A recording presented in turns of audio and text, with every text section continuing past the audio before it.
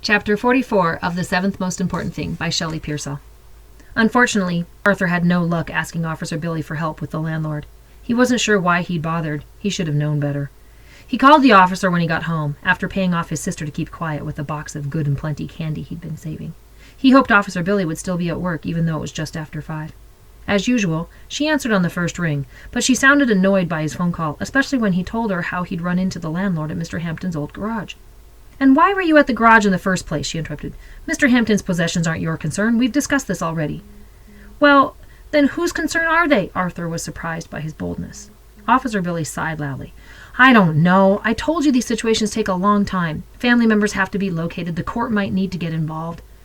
"But what if the landlord sells what's in the garage or throws it out?" Arthur knew he sounded kind of crazed and desperate. "I don't think he cares about Mr. Hampton's things at all."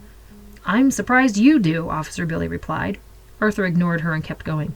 "Could you at least talk to Judge Warner? Maybe there's something he can do to stop the landlord." Even as the words left his mouth, he couldn't believe he was asking for Judge Warner's help.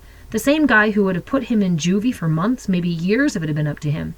But judges could make rulings about things, couldn't they? That's what they did in the movies. Arthur knew he was grasping at straws, but he was out of ideas. "I'll look into it. That's all I'm promising," Officer Billy said firmly. "I'll be speaking to the judge soon about your probation hours and what we're going to do about them. I'll see what he says. In the meantime, stay out of trouble. Don't take anything that doesn't belong to you. Is that clear?" No. Nothing was clear to Arthur anymore.